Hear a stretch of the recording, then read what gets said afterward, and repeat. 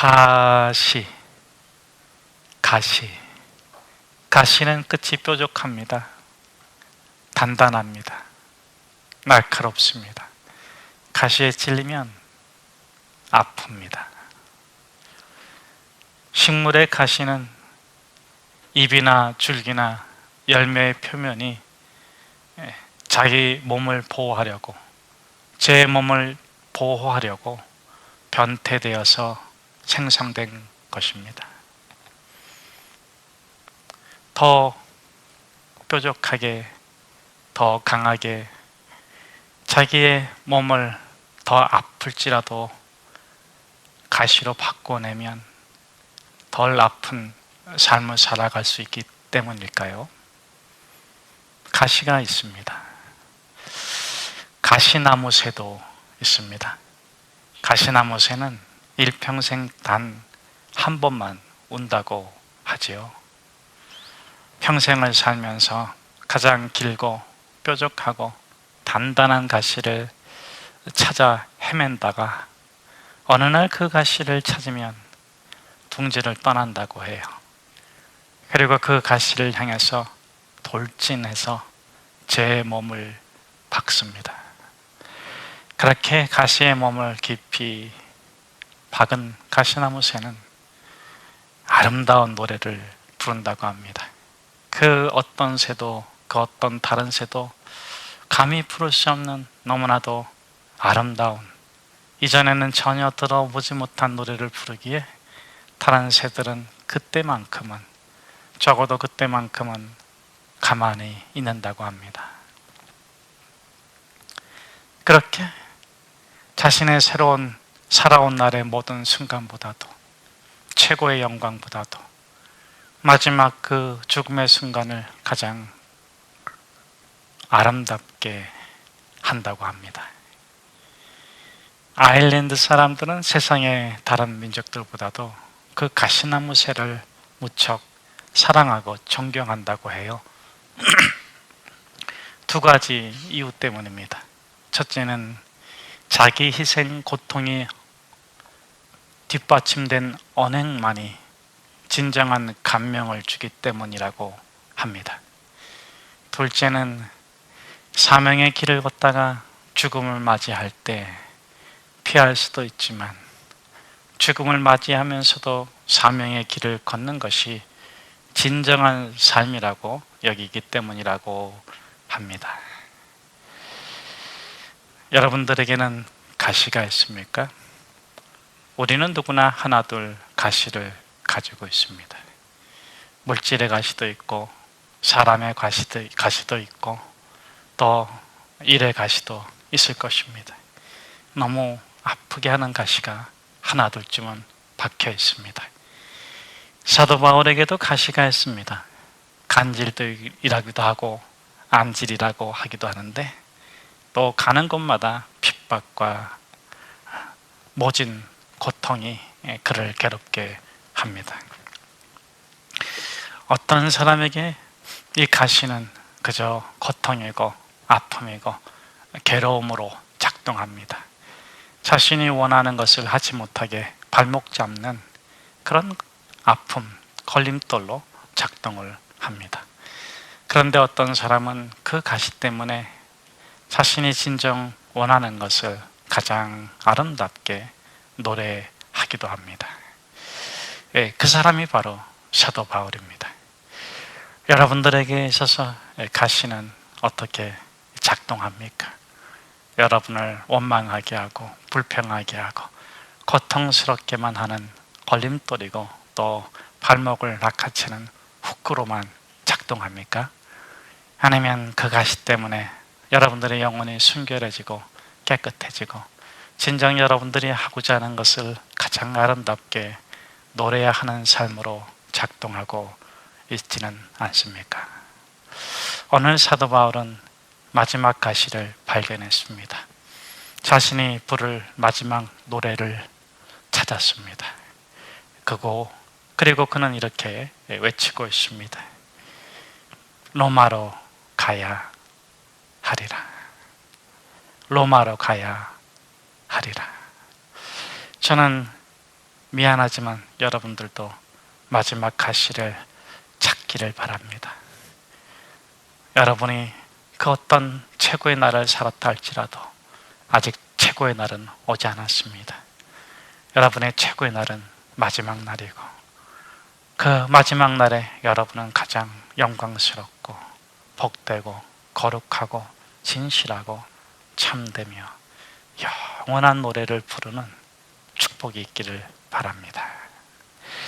오늘 우리 바울의 심정으로 바울이 찾은 노래를 함께 불러보겠습니다. 우리 21절 말씀 같이 한번 함께 읽도록 하겠습니다. 이 일이 있은 후에 바울이 마게도냐와 아가야를 거쳐 예루살렘에 가기로 작정하여 이르되 내가 거기 갔다가 후에 로마도 보아야 하리라 하고. 에베소에서도 유대인들의 핍박은 멈추지 않았습니다. 그 고통, 그 아픔을 주는 가시가 바울에게 어떻게 작동을 했습니까? 바울이 그 가시에 찔려서 어떻게 살았습니까? 오늘 본문은 이렇게 시작하고 있습니다. 이 일이 있은 후에입니다. 이 일이 있은 후에 가시가 작동해서 이 일이 있었다 하는 것입니다. 이 일은 어떤 일입니까? 20절의 말씀인데 20절에는 이렇게 기록되어 있습니다. 이와 같이 주의 말씀이 힘이 있어 흥왕하여 세력을 얻으니라. 여러분, 이전까지 바울은 어떻습니까? 쫓겨다녔습니다. 핍박만 받았습니다. 그런데 오늘 이 에베소에서만큼은 그러지 않았습니다. 세상의 세력을 말씀으로, 말씀의 능력으로 이겨내고 마침내 그들을 정복하는, 제압하는 역전이 일어난 것입니다. 그러니까 아프고 힘든 가시에 찔린 이 바울이 후퇴하지 아니하고 인생 최고의 날을 만든 것입니다. 그런데 이 승리의 날, 최고의 날에 바울은 무척 기뻐하고 감격합니다. 그러면서 동시에 외칩니다. 그 후에 내가 로마로 가야 하리라. 마지막 자신이 찔릴 가시가 로마라는 것입니다. 내가 로마도 보아야 하리라. 이 한국말 번역은 조금 부족합니다. 헬라어를 잘 나타낸 킹 제임스 버전에 보면은 in the spirit, must 그 단어들이 더 들어가 있습니다. 그러니까 이것은 단지 바라거나 원하는 것이 아니라 성령께서 그에게 주신 비전입니다. 성령께서 그에게 주신 꿈입니다. must, 반드시 자신이 하고자 하는, 이루어야 하는 성령이 주신 꿈입니다. 우리들은 꿈을 꿉니다. 자기가 꾸는 꿈은, 우리 스스로가 꾸는 꿈은 개꿈입니다. 꿔봤자 소용이 없는 꿈을 우리들은 많이 꾸고 있습니다. 여러분, 우리가 꾸어야 되는 꿈은 우리의 꿈이 아니라 하나님의 꿈입니다. 에디슨이 이렇게 말했습니다. 천재는 99%의 노력과 1%의 영감이다. 여러분, 1%의 영감이 없으면 99%의 노력이 다 헛된 것이 됩니다. 진정한 꿈을 꾸지 못하고 개꿈을 꾸면 헛된 삶을 살게 되어 있습니다. 저는 저와 여러분이 성령이 주시는 꿈을 꿀 수 있기를 축복합니다. 여러분, 가시는 이 꿈을 꾸는 사람들에게 어떻게 작동하겠습니까? 개꿈을 꾸는 사람한테는 가시는 상처고 고통이고 원망이고 불평이고 저주고 그저 자신의 삶을 회피하고 모면하는 수단이고 남을 괴롭히게 하는 그런 작동밖에 하지 않습니다. 그런데 참 꿈, 진정한 꿈을 꾸는 사람에게 가시는 어떻게 작동합니까? 아픕니다. 고통스럽습니다. 괴롭습니다. 그런데 진정한 꿈을 꾸는 사람에게 가시는 그 꿈을 더 선명하게 만들고 그 꿈을 향한 그 사람의 마음을 더 깨끗하게 만들고 자신의 온 열정과 에너지를 다 쏟아서 그 참된 진리의 길을 향해서 걸어갈 수 있도록 에너지가 되고 열정이 되고 인내가 되고 소망이 되고 위로가 되는 것입니다. 오늘 바울이 에베소에서 마지막 가시를 발견했습니다. 로마도 보아야 하리라 했습니다. 로마를 꿈꾸기 시작한 것이죠. 그런데 이전까지는 어떻습니까? 이전까지 바울은 사실은 로마를 꿈꾸지 않았습니다. 그에게 있었던 꿈은 분명했지만 막연했습니다. 로마서 15장 23절에 보면 그가 본래 가지고 있던 꿈은 막연한 꿈인데 서바나를 가고자 했습니다. 왜 서바나를 가고자 했습니까? 당시 세계관에 의하면 지금의 스페인 서바나는 땅끝입니다. 이 사도 바울에게 작동되고 있는 것은, 이 사도행전에서 작동되고 있는 것은 사도행전 1장 8절의 말씀이죠. 오직 성령이 우리에게 임하시면 어떤 일이 일어납니까? 성령의 권능을 받고 예루살렘과 온 유다와 땅끝까지 이르러 복음의 증언자가 될 것입니다. 성령을 받은 자는 그렇게 살아가게 되어 있는 것입니다. 그러기에 이 사도 바울은 아시아를 전도하고 유럽을 전도하면서도 막연하게 서바나로 가야 하리라 이렇게 생각을 했습니다. 로마서 15장 23절에 보면 또 24절에 보면 너의 도움을 받고자 가고자 한다. 로마로 가는 목적이 거기 가서 교회를 하려고 하는 것이 아닙니다. 사도 바울은 남의 터 위에 집을 짓지 않았습니다. 그런 도움을 받아서 서바나로 가고자 하는 것입니다. 이렇게 그런 막연한 꿈을 갖고 있던 이 사도 바울이 에베소에서 사건을 겪으면서 자신의 꿈이 아주 선명하고 분명해졌습니다. must, 반드시 로마로 가야 하겠다 하는 것입니다. 여러분, 만일 여러분들이 참된 꿈을 꾸고 있다면 여러분들의 꿈이 점점 선명해질 것입니다. 여러분들의 진리와 함께 살아가고 있다면, 참 사랑으로 살아가고 있다면 여러분의 삶이 점점점 더 깨끗해지고 순해지고 분명해질 것입니다. 저는 저와 여러분이 이 바울처럼 에베소에서 또다시 눈이 열리고 또다시 눈이 열렸던 이 사도 바울처럼 우리의 눈이 점점 밝아질 수 있기를 축복합니다. 여러분, 사도 바울이 에베소까지 어떻게 왔습니까? 그가 본래는 아시아를 전도하고자 했는데 예수의 영이 막고 성령이 막아서 강권해서 그를 들어와르다가 몰아넣었습니다. 왜 이렇게 가시가 나를 괴롭힐까? 왜 이렇게 가시가 나를 힘들게 할까? 그래서 거기서 열심히 기도했더니 그가 들어와서 환상을 봤습니다. 유럽으로 건너왔습니다. 유럽에 왔더니 그 환상을 보고 하나님의 인도를 따라왔는데 아무도 없어요. 그런데 이 바울이 다시 기도했더니 루디아를 만나고 유럽의 교회가 시작되었습니다. 그리고 이제 에베소로 다시 이 아시아로 왔는데 여기서 이제 이 바울이 눈이 다시 또 열려서 로마를 보게 되는 것입니다. 사랑하는 성도 여러분, 저는 저와 여러분이 이 바울처럼 눈이 점점 열릴 수 있기를 축복합니다.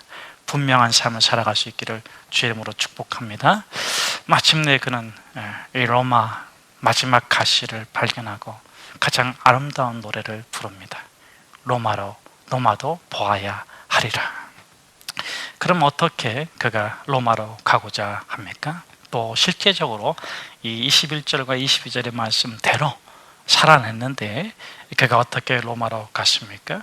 21절 말씀이 이렇게 되어 있습니다. 이 일 후에 여러분, 이 일 후에는 22절의 마지막 부분과 연결이 되고 있습니다. 우리 한번 제가 22절의 마지막 부분을 제가 한번 읽어 드리겠습니다. 우리 같이 한번 22절 마지막 부분을 22절을 읽도록 하겠습니다. 우리 한번 22절 말씀을 보시면 좋겠습니다. 자기를 돕는 사람 중에서 디모데와 에라스도 두 사람을 마게도냐로 보내고 자기는 아시아에 얼마 동안 더 있으니라. 그러니까 이 일이 있은 후에 자기는 아시아에 얼마 동안 더 있으니라. 이 일은 두 가지입니다. 첫째는 에베소에서의 세상적 용어로 말하면 성공, 성취, 진정한 교회가, 세상을 이기는 교회가 드디어 탄생한 놀라운 일, 바울의 일생에서 가장 영광스럽고 영예스러운 순간의 성취가 에베소에서 있었습니다. 두 번째로 그 성취를 통해서 이 바울이 새로운 비전, 마지막 가시 로마를 발견하게 됩니다. 그런데 바울은 무엇하지 않았다? 자신의 새 비전을 받았다고 해서 에베소 22절에서는 아시아로 표현되어 있는데 그 아시아 주변에 있는 그 지역을 떠나지 않았다 하는 것입니다. 여러분, 어떤 사람들은 쉽게 자기의 가족을 버리고 자기의 직장을 버리고 자기의 공동체를 버리고 자기의 현실을 쉽게 외면하고 또 모르는 체하고 버리는 사람들이 있습니다. 왜 그러냐? 그렇게 보면 자기가 새로운 곳을 발견했다고, 새로운 목표를 세웠다고 합니다. 자, 그런데 오늘 사도 바울은 더 좋은 곳을 위해서 지금 현재를 포기하지 않고 있습니다. 여러분, 에베소가 놀라운 성취를 이뤘다고 해서 좋은 곳이 아닙니다. 고린도전서 15장 32절에 보면 이 에베소에 있는 바울의 상태를 표현해 주고 있는데, 내가 사람의 방법으로 에베소에서 맹수와 싸웠다면, 누구와 싸웠다고요? 맹수라는 가시와 싸웠다면 내게 무슨 유익이 있으려? 죽은 자가 다시 살아나지 못한다면 내일 죽을 터이니 먹고 마시자 하리라.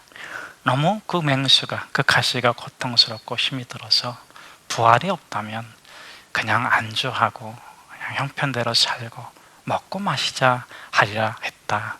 그만큼 힘들었다는 거죠. 또 고린도후서 1장 8절에 보면 형제들아, 우리가 아시아에서 당한 환난을 너희가 모르기를 원하지 아니하노니 심에 겹도록 심한 고난을 당하며 살수만까지 끊어졌고. 여러분, 이 바울이 땅끝 로마 서바나를 바라면서도 그 현지에서, 그 에베소에서, 그곳이 고린도였으면 고린도에서 끝까지 자신을 괴롭히는 가시를 품고 그 가시로 하여금 선한 작동이 되도록 한 이유가 뭡니까? 여러분, 땅끝은 두 군데가 있어요. 근데 진정한 땅끝은 자기 자신이에요. 여러분이 서 있는 곳이 땅끝입니다. 지구는 둥그니까 자꾸자꾸 걸어가면 땅끝이 어디입니까? 현실을 외면하지 마세요. 현실을 회피하지 마세요. 내가 우리 마누라가 좀 도와줬으면, 그런 쓰잘데기 없는 그런 거 도망가지 마세요. 딱 붙잡으세요. 그 가시를 감당할 수 없다면 하나님께 간절히 기도하면서, 하나님, 내가 이 가시를 선하게 작동될 수 있도록 나를 도와주십시오. 내가 그렇게 살아갈 수 있도록 나를 축복하여 주십시오. 여러분, 저는 저와 여러분이 있는 그곳에서 반드시 말씀대로 기도하고 승리할 수 있기를 축복합니다. 그 영광 가운데서 여러분에게 새로운 비전이 열릴 거예요. 새로운 내일이 보여질 거예요. 그때는 걸어가십시오. 두 번째로 이 로마도 보아야 하리라. 어떻게 보겠다는 것입니다. 21절에 보면 마게도냐와 아가야를 거쳐 이렇게 되어 있습니다. 그냥 바로 가면 되는데 왜 거쳐 가겠습니까? 에베소에서 마게도냐로 가서 마게도냐에서 아가야로 가면 로마로 가기가 더 편합니다. 더 쉽게 갈 수가 있습니다. 그런데 왜 이 마게도냐와 아가야에 가고자 하는 것입니까? 비록 세상의 세력에 쫓겨났지만 그 교인들을 너무 사랑하니까 이제 그 교인들이 세상을 이기는 능력을 에베소와 같이 갖추기를 바라는 마음에서 꼭 가서 전해주고 싶은 것입니다. 여러분, 성령 받으십시오. 여러분, 성경 공부 열심히 하십시오. 여러분, 예수 그리스도께서 세상을 이기셨는데 어찌하여 저와 여러분들이 세상의 패배자로 살아간단 말입니까? 우리가 세상을 이겨 살아갈 수 있기를 주의 이름으로 축복합니다. 말씀이 여러분의 생각을 바꾸고 성령의 능력이 여러분의 지혜와 능력이 돼서 여러분의 세상을 정복하는, 보라 너희가 세상에서 환난을 당하나 담대하라 내가 세상을 이겼노라 하신 예수 그리스도의 말씀을 현재로 경험하시는 저와 여러분 되기를 주의 이름으로 축복합니다. 세 번째로 로마도 보아야 하리라. 어떻게 보겠다는 것입니까? 21절에 보니까는 예루살렘에 가기로 작정했다 그랬습니다. 여러분, 왜 예루살렘 가기로 작정했습니까?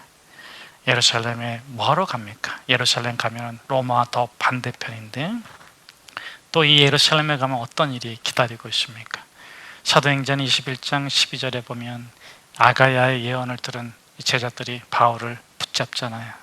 그러면서 뭐라고 간곡히 부탁합니까? 예루살렘에 가지 마십시오. 왜 예루살렘에 가지 말라고 합니까? 거기 가면 환난이 기다리고 있고 핍박이 기다리고 있고, 그리고 아가야가 예언하기를 감옥에 갇힌다는 거예요. 그러면 당연히 안 가야 할 텐데, 그런데 성령께서 그에게 역사하시는 것입니다. 너가 꼭 예루살렘에 가야 한다. 그 이전에도 바울은 반드시 예루살렘에 갔어요. 여러분, 예루살렘 어떤 곳입니까?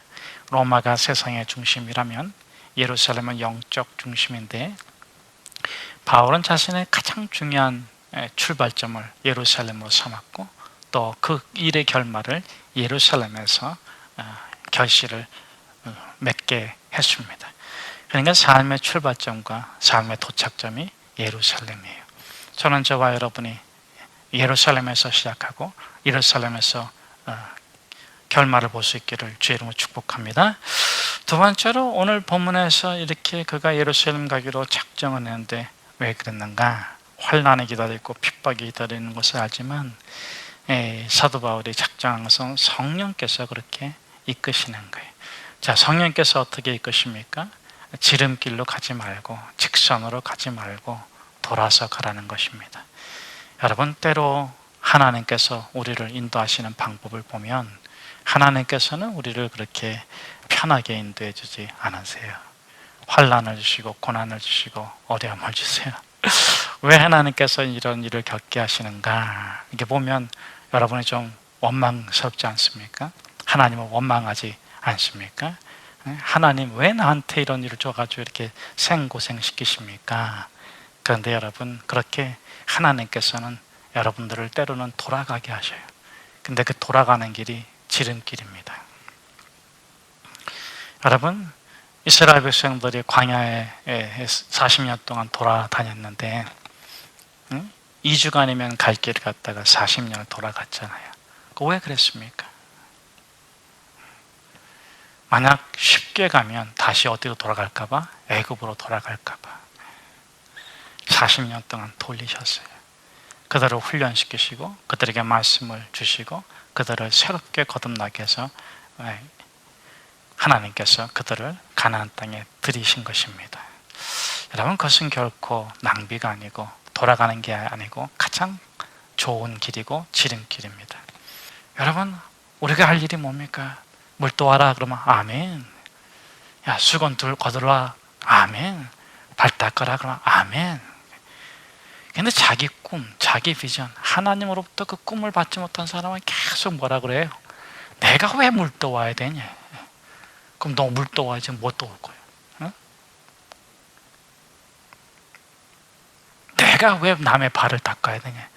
그럼 너 뭐 할 건데? 응? 여러분, 하나님께서는 여러분들이 있는 그 우리의 삶을 가장 빛되게 하시고 영광스럽게 하시고 여러분을 마침내 존귀케 하시고 거룩하게 하실 것입니다.